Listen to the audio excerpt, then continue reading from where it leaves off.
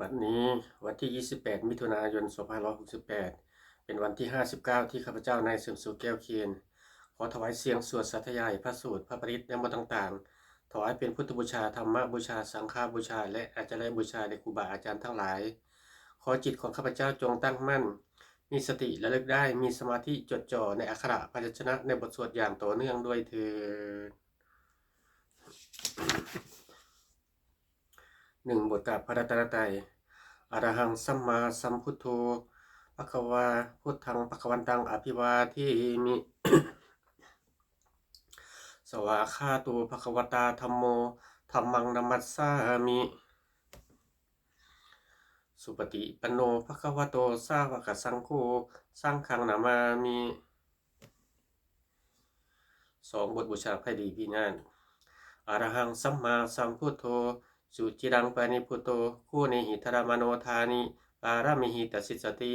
ยาวะชีวังอะหังพุทธังธัมมังสังฆังสรณังคโตปูเชมิรัตนาตยังธัมมังจรามิโสตินา3 บทสวดจุลเทวดา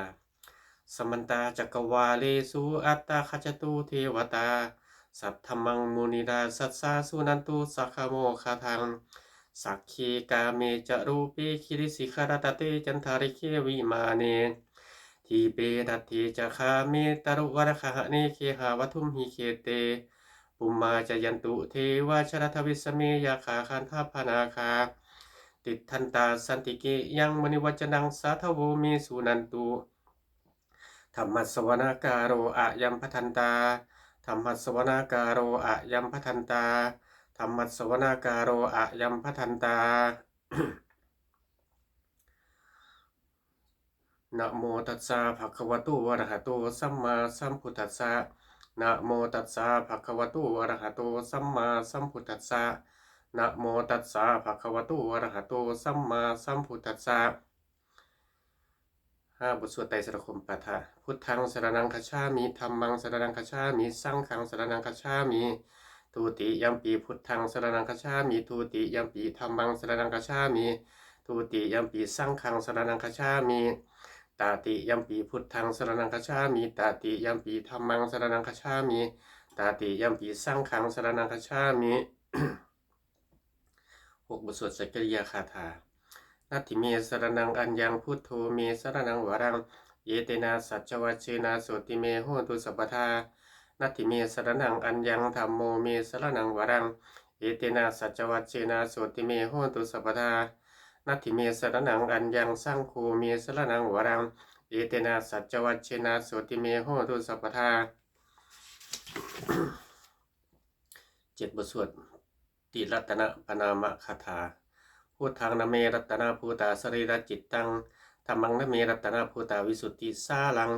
สังฆังนเมรัตนาภูตาวิสิทธทิฏฐิเอตังนเมติรัตนังรัตนายวัหังสัมมาสมโมสริตวตุวิเศษภูตังอัญโยญายุคุณอโยขวาสัปวัตทังอสุมิอัตยมิปิตเทวตชาติทันเต เอกังวินาตติรัสเสสัมมาปเวนะโรเกกทาเยจเรนจัปทาตุภูตังคัมภีรายาวิสยังอธิษฐาสุทังวินยูหิปณิตชเนหิวิญญุตโรปังโรกัมหิเกหิจิกตันยุพระปณียังเกสันจิสุถุอิทิทังคุณากายะตายะนาเมหิเยวะชนะตายาสุวัติยวัมปีสมุตตสตังสมณสีสุธาปทานังปุญญาติกานามาสุตตปันปูตาภูตังถูกข้าปมุจจโนนามุขะสรนังคตานังปูชาระเฮสุปรมังอภิปูชาเนยยังนิพพานาชาคิยายุปัสสัจวัตทังสมากิเรสโมจวิติตาจาสาธุหิอัฏฐกุเรสเปยจนิยังปานิหิจาปิสรนังขมัตนิยเมวะตัสมะหิตังติรัตนังรัตนะคตัมภาทัตตินทิวังคเนสุนัมัสสะมานาปูเชมาจาปิสตังสุภาษะสันติตาตัทานุปาจารยาสทารตาจาปุญเยนะตถาสุเกสุกะเตนะสุขีภเวมุเตเชนะตัสสะจัสธาปิสุวัติโหตุโยเจธาธรรมวินายัมภิปิปมานาภูโตโลกุตระพิสมโยนิจโยสุโพชังตัสโสปนิสัยจยายะสยัมปิโหตุวัตถุตเยปริจิโตสุปทาทาการโร 8 นามการสิทธิคาถาโยจักกุมาโมหามาราปกัตโทสาวังวพุตโตสุขโตวิมุตโตมารัสสะปาสาวินโมจยันโตปาเปสีเขมังชนะตังวิเนยยังโห พุทธังวรันตังศีรสานามามิโลกัสสานากัจจวินายกันจะตันติจะสาเตจะสิทธิโหตุสัพพันตราจาวินาสเมนตุธรรมโมชโยจาวิรัตตสัตถุตัสเสสีโลกัสสาวิสุทธิมักขังนิยานิโกธรรมรังตัสสาตารีสาตาโบโหสันนิกโรสุจินโนธรรมังวรันตังศีรสานามามิโมหะปราทังอุปสันตตาหังตันติจะสาเตจะสิทธิโหตุสัพพันตราจาวินาสเมนตุสัทธรรมเสนาสุขตานุโยโคโลกัสสะปะปุกะเรจะเชตาสันตังสยังเสรีโกจะโกจะสวากขาตธรรมังวิธิตังกโรติสังขังวรันตังศีรสานามามิพุทธานุทางสมธีนติติงตติสสาติจะสิทธิโหตุสัพพันตราจาวินาสเมนตุก้าวบทสวดนโมการอัตถคาถานะโมอะระหะโตสัมมาสัมพุทธัสสะมเหสีโนนะโมอุตตมะธรรมัสสะสวากขาตัดเสวะเตนิทานะโมมหาสังกัสสะปีวิสุทธิตินิโนนะโมโอมาตยารัตถสารัตนยสัสสาทุกังนะโมโอมากาติตัสสะตัสสะวัตถุตยัสสะปินะโมการะปะภาเวนะวิคิชันตุอุปัฏฐวา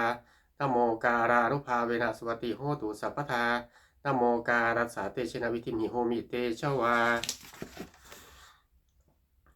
10 บทสวดมหาสมัยสูตรเอวัมเมสุตังเอกังสมยังภควาสาเกสุเวรติกปิวสมิงมหาวเนมหตาภิกขุสังเขนะสัตถิงปัจจมัตเตหิภิกขุสเตหิสัพเพเหวะอรหันเตหิทัสสหิจโรกธาตุหิเทวตาเยพุยเยนะสันนิปริตาหันติภควันตังทัสนายาภิกขุสังคัญจาอัตโคจตุนังสุทาสานิกานังเทวนังเอตตโหสีอายังโคภควาสาเกสุเวรติกปิวสมิงมหาวเนมหตาภิกขุสังเขนะสัตถิงปัจจมัตเตหิภิกขุสเตหิสัพเพเหวะอรหันเตหิทัสสหิจโรกธาตุหิเทวตาเยพุยเยนะสันนิปริตาหันติภควันตังทัสนายาภิกขุสังคัญจายานุนามายามปีเยนะภควเตนุกสังกะเมยยามะอุปสังเกมิตวาภควโตสันติเกปัญเจคาธาภเสยมาติอัตโคตาเทวตาเสยยะธาปินามะพระวาปุริโสสัมมันจิตังวาพาหังปัสสาเรยะปัสสาริตังวาพาหังสมิเชยยะเอวะเมวะสุทาวาเสสุเทเวสุอัตตริตาภควโตพุทธโตปาตุระหังสุอัตโคตาเทวตาภควันตังอภิวาเทตวาเอกัมมันตังอัตถังสุเอกัมมันตังติตาโคเอกาเทวตาภควโตสันติเกอิมังคาทั้งอภาสีมหาสมัยโยปวานาสมิงเทวกายาสมาคตาอาคาธรรมหาอิมังธรรมะวสมยังทักกิตาเยวะอปริสังคันติอัตโคปราเทวตาภควโตสันติเกอิมังคาทั้งอภาสีตตาภิกขวสมาทางชูจิตังอัตโนอุจุมะกังสุสาราธิวาเนตหิกเหตวาอินทิยานีดักขันติปฏิตาทีอัตโคปราเทวตาภควโตสันติเกอิมังคาทั้งอภาสีเจตวาคีดังเจตวาปริคังอินทาคีดังหัวจัมมาเมชาเตจรันติสุทาวิมาราจักกุมตาสุทันตาสุสุนาคาตีอัตโคปราเทวตาภควโตสันติเกอิมังคาทั้งอภาสีเยเกจิปุสังสรนังคตาสีนาเตขมิสันติอภายะภูมิงปหายะมานุสังเทหังเทวะกยังปเรสันติติอัตโคภควาภิกขุอามันเตสีเยปุยนาภิกขเวทัสสุโรกธาตุสุเทวตาสันนิปริตาหันติตถาคตังทัสนายาภิกขุสังคัญจาเยปิเตภิกขเวอเหสุงอติตมัตถนังอรหันโตสัมมาสัมพุทธาเตสัมปีภควตนังเอตระมะเยวะเทวตาสันนิปติตาอเหสุงเสยยะธาปิไมหังเอตระหิเยปิเตภิกขเวภเวสันติอรหัตตมัตถนังอรหันโตสัมมาสัมพุทธาเตสัมปีภควตนังเอตระมะเยวะเทวตาสันนิปติตาภวิสันติเสยยะธาปิไมหังเอตระหิอาจิคิสสามีภิกขเวเทวะกังนามามิกิตยิสสามีภิกขเวเทวะกังนามามิเทสิสสามีภิกขเวเทวะกังนามามิตังสุนาถาสาทุกังมนาสิกโรธาภาสิสสามีเตเอวัมพันเตติโคเตภิกขุภควโตปัญจโสสุงภควาเอตถาโวจาสีโลกามนุกัสสามียถาภูมาจยสิตายสิตาคิริขปรังปหิตตาสมาหิตาโอทูสีหาวะสัลลีนาโรมหังสาภิสัมโพโนโอทาตมนัสสาสุทาวิรสัมมานาวิราปิญโยปัจเตยตวาวาเนกาปิรวัตเวตาโตอมัจยิสัทธาสวเกสัสเนราเตเทวากายาอภิกันตาเตวิชนาภิกขโวเตจะอดัมมกรงสุตวาพุทธาสาสนังเตสัมปตระหุยานังอมนุสาสรสนังอเปเกสตามาทักคุงสหัสสังอสัสตริงสาตังเอเกสหัสสานังอมนุสาสรสคุงอเปเกนันธรรมทักคุงทิสาทภาพุทธาอาหุง ตันจาสัพพังอภินญายะวาวกิตวานาจักคุมาตาโตอมัจจยิสัทธาสวะเกสะสเนระเตเทวากายาอภิกันตาเตวิชนาภิกขโวเยโวหังกิตยิสามิคิราหิอนุปัสโสสัตตาสหัสสาวายคาภุมมากาปิรวัฏวาอิทธิมันโตชูติมันโตวันนาวโตยาสัสสิโนโมทามานาอภิกมุงภิกขุนางสมิติงวนังสหัสสาเหมะวตายักขานาตวันิโนอิทิมันโตชูติมันโตวันนาวันโตยาสัสสิโนโมทามานาอภิกมุงภิกขุนางสมิติงวนังซาตาขีดาติสหัสสายักขานาตวันิโนอิทิมันโตชูติมันโตวันนาวันโตยาสัสสิโนโมทามานาอภิกมุงภิกขุนางสมิติงวนังอิเจเตโสตาสหัสสายักขานันตวันนิโนอิทิมันโตชูติมันโตวันนาวันโตยาสัสสิโนโมทามานาอภิกมุงภิกขุนางสมิติงวนังเวสามิตาปัญจสตายาคานาตวันิโนอิทิมันโตชูติมันโตวันนาวโตยาสัสสิโนโมทามานาอภิกมุงภิกขุนางสมิติงวนังกุพิโลราชาหิโกโรยปุราสานิเวสนังปิโยรังสตาสหัสสังยาขังปราสติกุมพิโลราชาหิโกโสปคาสมิติงวนังปุรีมันจาทิสังราชาทตารัตโทปัสสสติอันทัพพานังอธิปติมหาราชายาสัตสิโสปุตตาปิตัสสาพหาโวอินทามานามหาภราอิทิมันโตชูติมันโตวันนาวันโตยาสัตสิโนโมทามานาอภิกมุงภิกขุนางสมิติงวนังทักขินันจาทิสังราชาวิรุณโหตปัสสสติกุมพันธานังอธิปติมหาราชายาสัตสิโสปุตตาปิตัสสาพหาโวอินทามานามหาภราอิทิมันโตชูติมันโตวันนาวันโตยาสัตสิโนโมทามานาอภิกมุงภิกขุนางสมิติงวนังปัจฉิมันจาทิสังราชาวิรูปัคโคปัสสสตินาคานังอธิปติมหาราชายาสัตสิโสปุตตาปิตัสสาพหาโวอินทมานามหาภราอิทิมันโตชูติมันโตวันนาวันโตยาสัตสิโนโมทามานาอภิกมุงภิกขุนางสมิติงวนังอุตตะดัญจาทิสังราชากุเวโรตปัสสสติยักขานังอธิปติมหาราชายาสัตสิโสปุตตาปิตัสสาพหาโวอินทมานามหาภราอิทิมันโตชูติมันโตวันนาวันโตยาสัสสิโนโมทามานาอภิกมุงภิกขุนางสมิติงวนังปุริมาทิสังทตารัโททักขิเนนาวิรุณหโกปัจฉิเมนาวิรูปัคโคกุเวโลอุตรังทิสังจัตตารโรเตจมหาราชาสมันตาจโรติสาทัตทันลัมมนาอัตถังสุวเนกปิฎวัฏเวเตสังมายาวิโนทาสาอาคูวันจาริตาสทามายากุเคนตุเวเทนตุวิภูจาวิภูโตสหะจันทโนกามาเสโทจากินนุมันทูนีมันทูจาปานาโทโอปะมันโยจาเทวสุโตจามาตาริจิตตเสโนจาคันทัพโพราโรดาชาชโนสาโพอาคูปัญจาสีโคเจวาติมพรุวัชสาเอเตจันเจจาราชาโนคัตภาชาราชูปีโมทามานาอภิกมุงภิกขุนางสมิติงวนังอัฏฐคูณปัสสานาคาเวสนาจักกัสกากรัสตาอาคูปายาคาฉายาติพียามูนาธาตาตาชาจาอาคูนาคายาสัสสิโนเอราวันโนมหานาโคโสภคาสมิติงวนังเยนะคาราเชสหัสาหารันติทิปาติชาปากีวิจักคูเวหายาสาเทวราชปัตตาจิตตาสุปนาอิเตสนามังอาภาจตถานาคาราสนามาสิสุปันนโตเคมากาสีพุทโธสันหาหิวาจาหิวิจันตานาคาสุปนาสรามกังสูพุทธังชีตาบริหัตเทนะสุรังอสิตาชีตาปัตโรวัสวัสเสเตอิทิมันโตยาสัสสิโนการากัญชามหาภิสมาอสุราธาเวขัสสาเวปาจิตเตสุจิตติจามหาราโทนโมจิสหสัตตัญจาปะเรปุตตานังสัพเพเวโรจานามากาสันติวะปริงเสนังราหูพุทธภาคมุงสัพโยธานีปัตทันเตภิกขุนางสมิติงวนังอาโปจัตเทวราปัตถิจะเตโชวโยตถาคมุงวัตุนาเทวาโสโมจายสาสหะเมตตาคุณังกายิกาอาคูเทวายาสัสสิโนอาเซเททัสทากายาสัพเพรัตวันนิโนอิทิมันโตชูติมันโตวันนาวันโตยาสัสสิโนโมทามานาอภิกมุงภิกขุนางสมิติงวนังเวนทูจาเทวาสาริจาจะอสมาจตุเวยามาจันทสุปฏิสาเทวาจันทมาคูปรากิตาเจสุปฏิสาเทวาสุริยมาคูปรากิตานักขัตตานิปรากิตวะอาคูมันหวะหกาวาสุนังวาสโวเสโทสกุปะคาปรินตโตอาเซเตทัสทากายาสัพเพรัตวันนิโนอิทิมันโตชูติมันโตวันนาวัตโตยาสัสสิโนโมทามานาอภิกมุงภิกขุนางสมิติงวนัง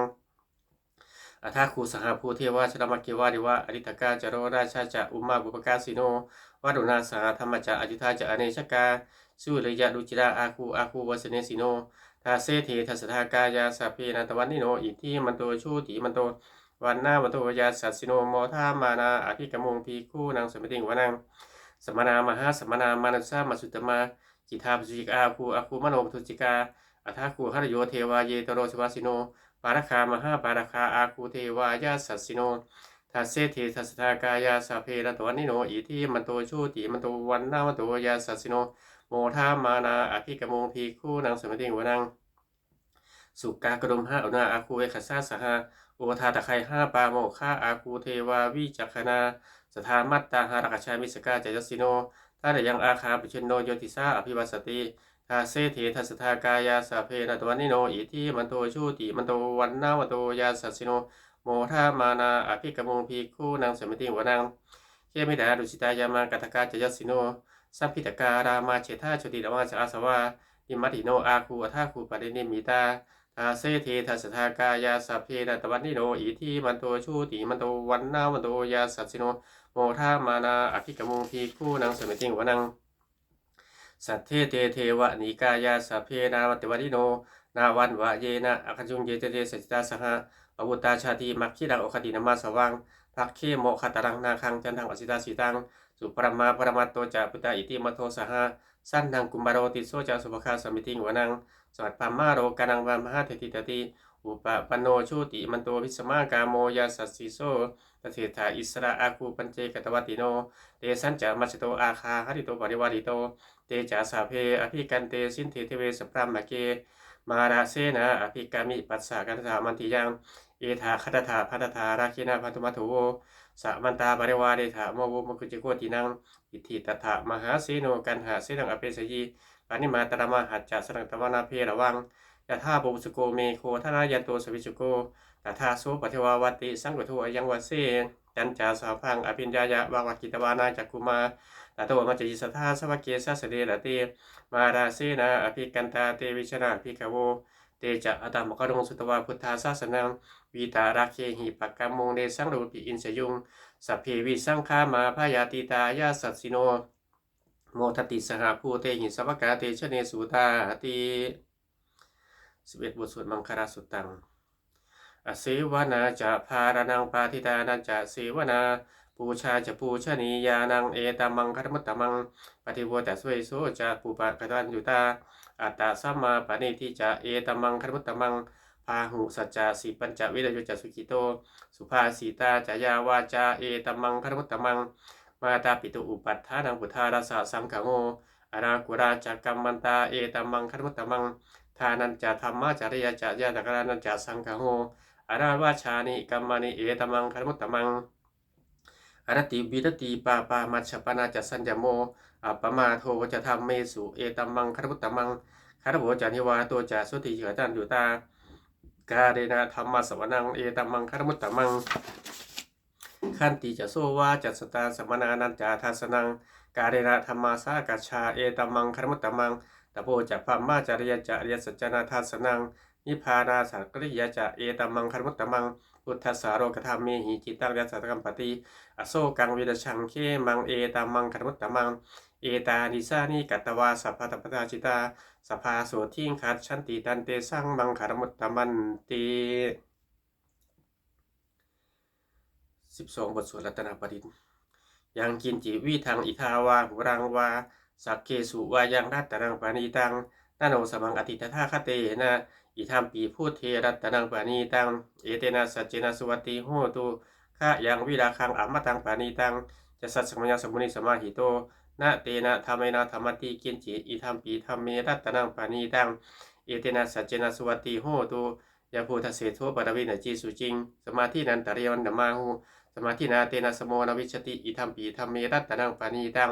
เอเตนะสัจเจนะสุวัติโหตุเยบุคราอัฏฐสตังปัสสัทธาจัตตริเอตริยุคานิโหนติเตทักขิเรนะสุขตัสสะสวกาเอเตสุทินมหาภรานิอิทัมปีสังเขรัตนังปานีตังเอเตนะสัจเจนะสุวัติโหตุเยสุปยุตตามนัสสาทัพเฮนะนิกามิโนโคตมัสสาสนามหีเตปฏิมตังอมตังวิไคหะรัฐาบุทานิปุติงพุชฌะมานาอิทัมปีสังเขรัตนังปานีตังเอเตนะสัจเจนะสุวัติโหตุขีนังปุรารังนวังนาติสัมภวัง วิรัตตาเจเกภาวิสมิงเตขีนาปิชาอวิรุณหิชันทานิพันติทีรายทายัมปาติโปอิธามปิสังเครัตนังปานีตังเอเตนะสัจเจนะสุวัติโหโต13บทสวดธรรมบทสหัสวรรษอัตตาหาเวชิตังเสื้อโยยจังอิตราปชาอัตตาทันทัสสะโพทัสสะนิจังสัญญาจาริโนเนวะเทโวนาคันทโพนามาโรสาพรามโมนาชิตังอาปาชิตังกัลยายทารูปัชชันตุโน14บทสวดเกียรติปุตตสูตรภาสีตามิทางเตนะภควตาชนะตาปัสสตาอรหตาสัมมาสัมพุทเทนะเอธาตุมหิมาอนุสเวนามาปรบายานามาอิติกิริยายามาปีตากสัมปะไทยเนนามาตากาหิตามานายขันหินามาอากาปริวัตเกนามาทิฏฐินิชขันติยามาพระปโรปตายามาสมโนโนคารายธาตุมหิหิเอตนาเชยยาธาอิเมธรรมาอกุศลาอิเมธรรมาสาวัชชาอิเมธรรมาวิจุขราหิตาอิเมธรรมาสมัตตาสมาธินาอหิตายาทุขายาสังวัตตาตีน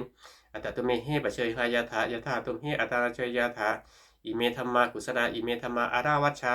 อิเมธรรมาวิจุปัสสัทธาอิเมธรรมาสมัตตาสมาธินาหิตายาสุขายาสังวัตติ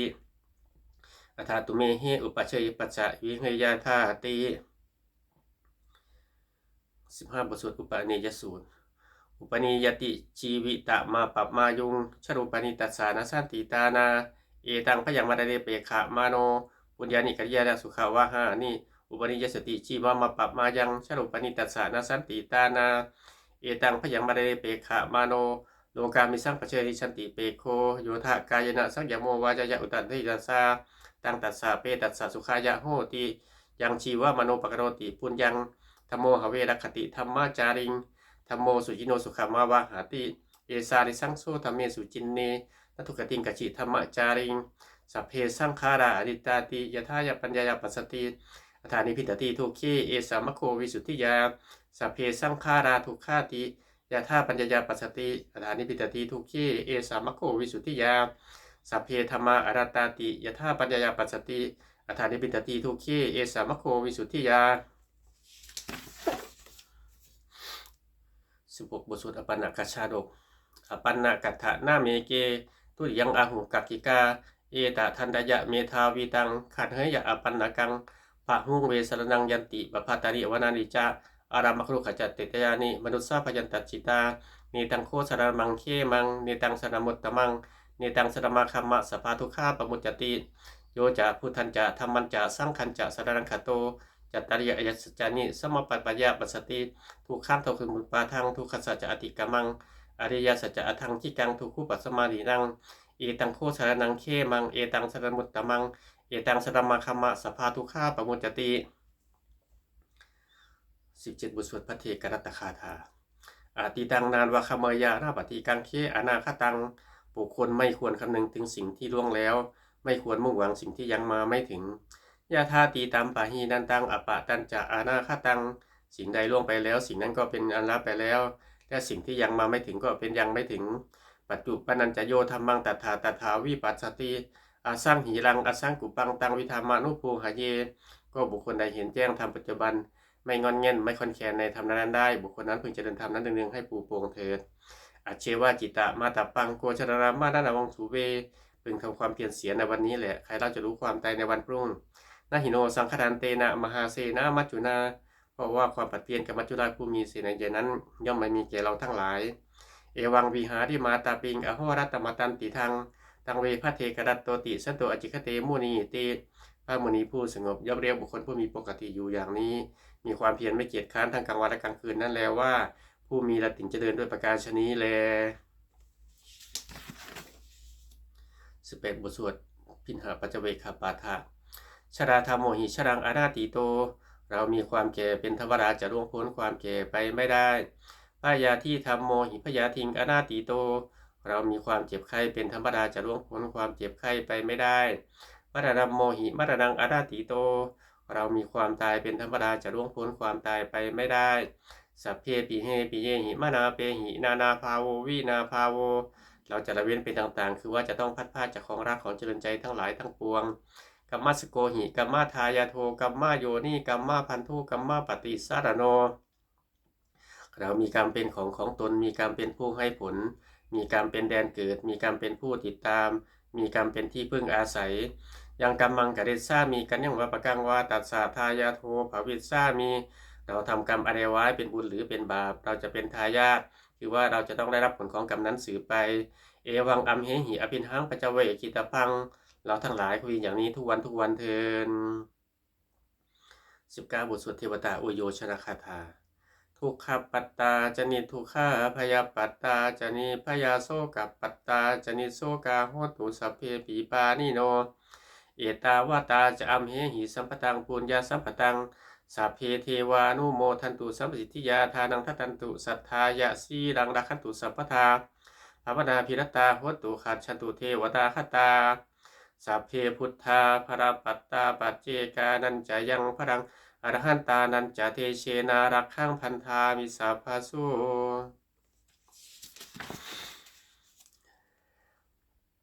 20บทสวดเทวตาปฏิทานาคาถาท่านธรรมยังปฏิทานาคาทาโยภนามาเส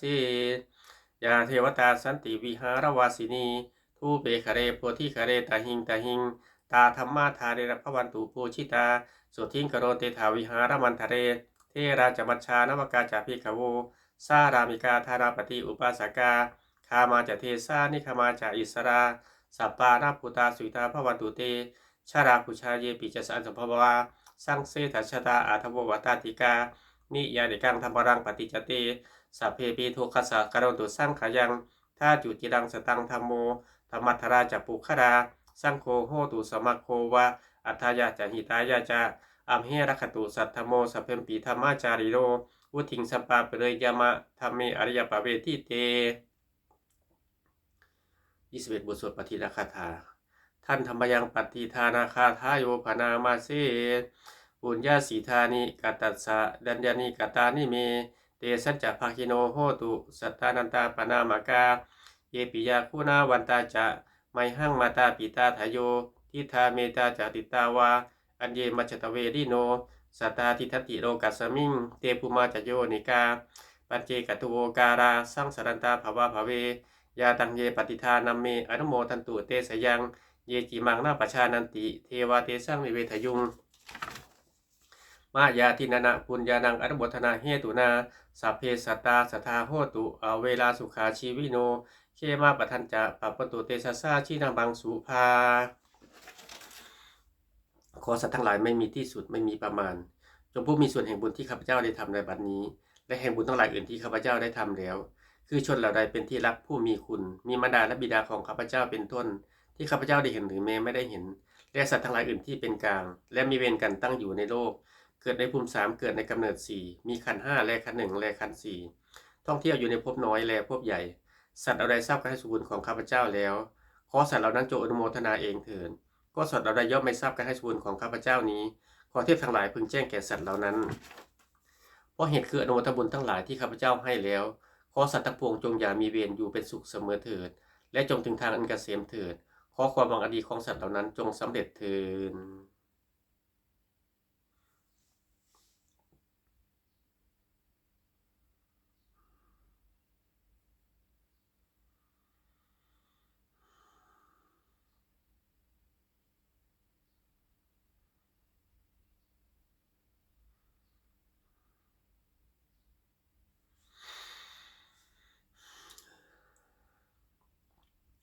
ด้วยอนุภาพแห่งสัจจะอธิษฐานอนุภาพแห่งความเพียรและได้ส่งแห่งการบูชาพระรัตนตรัยด้วยการแสดงบทสวดมนต์พระสูตรพระปริตและพระคาถาเหล่านี้ขอความสุขสวัสดีจงเกิดมีแก่ข้าพเจ้าขอให้พ้นจากทุกภัยทั้งปวงขอให้ข้าพเจ้าเจริญทั้งทางโลกและทางธรรมขอทูตเทพเทวดาทั้งหลายโปรดอนุโมทนาการแสดงมนต์และธรรมะเหล่านี้เมื่ออนุโมทนาแล้วโปรดอวยพรให้แก่ข้าพเจ้าและวัตถุมงคลพระกิ่งแผ่ปรีพินาศโดยมูลนิธิสมเด็จพระยาณสังวรวัดบวรนิเวศวิหารตลอดจนวัตถุมงคลทั้งหลายที่3สิ่งสร้างขึ้นทั้งที่ผ่านมาและที่จะสร้างขึ้นในอนาคตและวัตถุมงคลที่ข้าพเจ้าครอบครองอยู่ขอจงเปรียบด้วยอนุภาพแห่งพระปริตและคำมงคลในพระคาถาต่างๆขอจงสำเร็จสังสิทธิ์ทุกประการเถิดสาธุบุญกุศลของข้าพเจ้าทั้งหลายอันเกิดจากการสวดมนต์เจริญจิตภาวนาขอน้อมถวายเป็นพุทธบูชาธรรมบูชาสังฆบูชาขอผลบุญนี้จงส่งถึงผู้มีจิตศรัทธาร่วมสวดมนต์เจริญจิตภาวนาทุกท่านตลอดจนบุคคลในครอบครัวข้าพเจ้าและทีมแอดมินที่ดูแลการสวดมนต์ขอจงปลอดจากราชภัยทั้งปวง พ้นจากความทุกข์กายทุกข์ใจทั้งสิ้นประสบความสำเร็จเจริญรุ่งเรืองในหน้าที่การงานชนะต่ออุปสรรคและมารทั้งหลายสมบูรณ์พร้อมด้วยธนสารสมบัติบริวารสมบัติมีดวงตาเห็นธรรมสำเร็จในการวิปัสสนากรรมฐานเกิดปัญญาญาณและเจริญด้วยจรพิษพ้นชัยทั้ง4คืออายุวันนะสุขะภละเทินขออนุโมทนาบุญกับครอบครัวยอดเศรษฐีทุกท่านสาธุ